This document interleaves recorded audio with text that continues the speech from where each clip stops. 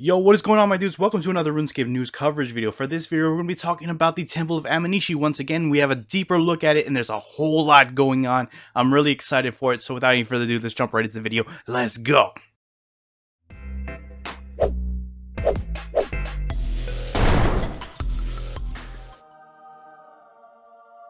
Alright guys, I'm not going to waste too much time talking about what I've already talked about in the Temple of Aminishi. I've covered it in previous videos, so we're going to jump right into the juicy stuff.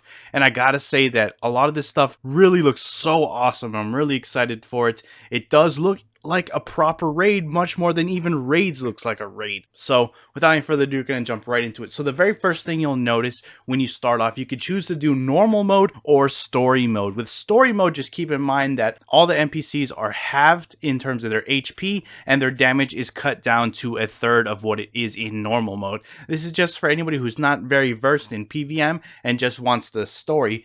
But keep in mind, and I'm getting a little ahead of myself because we'll talk about it in a minute, but there are 3 bosses with this new encounter. If you choose to do story mode, they will not count towards your Reaper, so these 3 bosses will count towards Reaper as well as Comp Cape. So without any further ado, let's jump into the dungeon itself. Now, as I've said previously, this is a 1 to 3 player encounter, and they said that the difficulty in terms of the bosses, etc., is somewhere around a Raxor level. So this is not going to push the envelope in terms of difficulty. It's not going to be the next highest possible monster or highest possible boss ever, but it is something akin to something we've already had, which is pretty difficult, but it's not, like I said, the higher super upper echelon of bosses, but still going to be an extremely fun counter. Bear in mind that if you have duo or even 1 player, it's going to be even harder than Araxor, obviously, so do keep that in the back of your mind. Now, if we see from here, this area is massive. There are 5 rooms in total that you'll have to progress further and further, and as you do, the area gets darker, you get deeper into the dungeon. There's going to be significance as to why you're getting deeper and why it gets darker, revealed later in an upcoming stream, but you'll see that you start off in a really light area and it starts to dim as you get deeper and fight more monsters. They said that the total area of all of this is equal to something like Menafos in terms of the scale of all the map squares, etc., which is pretty substantial for just one new area. One cool thing about this new Elite Dungeon is that the NPCs themselves have new behavior mechanics that we've never seen previously. So you may have noticed that some of the NPCs, they don't necessarily just walk around in their, allotted area that they can roam like you would see in any other monster or location where you would find monsters. They actually behave in certain ways. You might see some of these NPCs patrolling the area. You might see some of them simply training their combat, or even praying at a church, or whatever the case may be. They are actually actively doing things, making this feel like a lively area that these NPCs are actually engaging in. Another new mechanic about the NPCs themselves, if they catch you, for example, if you happen to come into their view radius of, let's say, 10 squares, for example, if they catch you, they can alert NPCs within 10 squares of them that you're here, and they will pull NPCs that would normally not see you at a distance towards you, and it could cause a chain reaction where that NPC can then alert another NPC and then another NPC, and before you know it, you could get swarmed by monsters that you have to deal with. So you're going to actually have to position yourself in such a way that you don't cause those kinds of things, or maybe you do want to cause those kinds of things because you want to gang up the NPCs and kill them all at once with a bunch of AoEs. The choice is really up to you the way you want to engage it, but that whole new mechanic where they can alert other monsters is really cool and really exciting to see how it's going to play out when you're actually playing with it. You're going to actually have to make smart decisions about how you interact with the NPCs, which also leads credence to the actual patrolling mechanic. It's not just a simple path that they're following, it actually makes sense. Because if a patrol is near you, you may not necessarily want him to be alerted of your presence if he's also near another bunch of NPCs. So that really factors into the decision planning that you're going to have to make when you traverse through these dungeons. Now, you may have noticed in the footage that various areas there are these barriers. They're in blue, if you haven't noticed. These will act very similar to Guardian doors. So they will not unlock until you kill all the NPCs within that area, and then you can progress further. Now, this is not 100% entirely linear in the sense that some of these pathways may lead you to not necessarily dead ends, but they won't progress you towards the final bosses, or any of the bosses for that matter.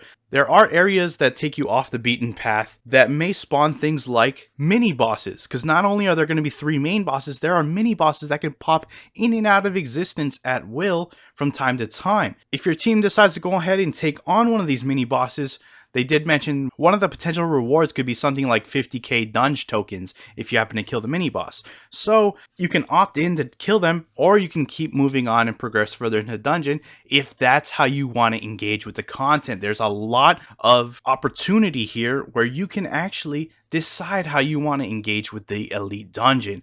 It really looks exciting. Not to mention the area looks phenomenal. I'm sure you've been seeing what it looks like on screen. I've been talking about it and showing off different areas within the dungeon. It looks phenomenal, and I am really excited for what they're doing with this update. I can't stress that enough. But we're going to talk into the juicy parts of it, the 3 new bosses that will be coming with this update. So the first boss we actually saw this is the Mod Shogun boss that we talked about in a previous video. It is a reskin, if you see here, of the Claudia boss from the beach. However, it does have its own new mechanics in terms of the boss fight, which are very different from anything we've seen and very different from Claudia itself. This new boss is the Sanctum Guardian. It is a Crassian, so it's related to that race of NPCs. So it's going to be interesting to see how that plays out.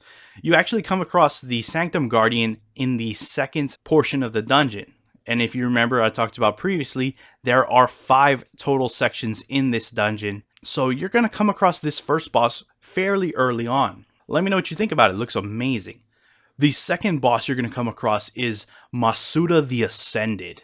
I don't know much about this NPC, but it is of a much smaller scale. It does do melee attacks on you. If you see here, it is attacking you with various different melee attacks, as well as some little special mechanics here and there. I don't know much about this boss other than what we've seen, but I do know that you can get his weapon, that is Masuda's War Spear, as a drop. The tier of this weapon actually sits between existing tiers, so it's not going to be the top new tier of weapon, but it is going to be formidable. So that's all I really know about Masuda. You get the War Spear, and he is a small NPC that does melee. The final boss we have at the very end of this dungeon is Seiryu themselves. You can see this giant dragon. It looks amazing. I'm really impressed with the visuals on this one. So for this fight, it's actually pretty unique. You're going to be fighting the corruption that has suppressed Seiryu. You can see Seiryu has this purplish look to him. That is the corruption suppressing him. So you're going to have to actually fight it and help remove it. And you're going to be battling the corruption itself at some point. It is going to come off of Seiryu. And you can see Seiryu in his ascended form when you remove the corruption from him. The ascended form is on the left in this case. But yeah, it looks so good. I'm really hyped for it.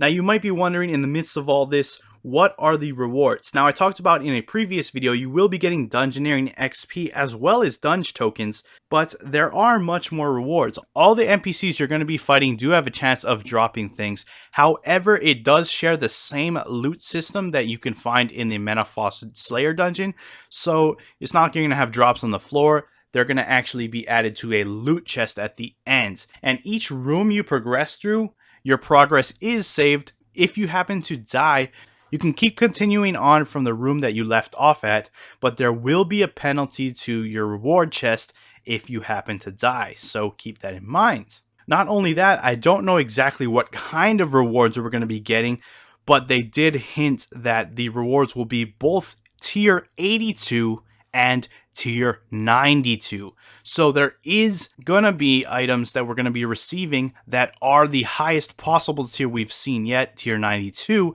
I don't know what they are yet. They did not hint at whether they're weapons, whether they're armor, what kind of weapons they might be, what kind of armor they might be. I have no idea. I just know that there are tier 92s coming with this update. So yeah, that pretty much wraps it up for all you really need to know at this point for the first elite dungeon, the Temple of Aminishi. Let me know what you think about it. Are you hyped as I am? Like I said in the beginning of the video, this does seem way more like a raid than even our current raids do. So I'm really hyped for it. Again, it's not going to be as difficult as the current raids or something like Solak that will come before it, but it will be a pretty difficult fight. It will be a PvM encounter of the likes we've never seen before, especially with the new NPC mechanic of them patrolling and alerting other NPCs of your presence. That is actually going to be really game changing in the way you interact with the NPCs themselves. So let me know exactly what you think. Are you excited for it? I'd love to hear your thoughts. That will wrap it up for the video. If you enjoyed it, hit that like button. If you're not subscribed yet and you want to stay up to date on all things RuneScape related, then hit that subscribe button. Anyways, I appreciate you watching. I am out. Peace.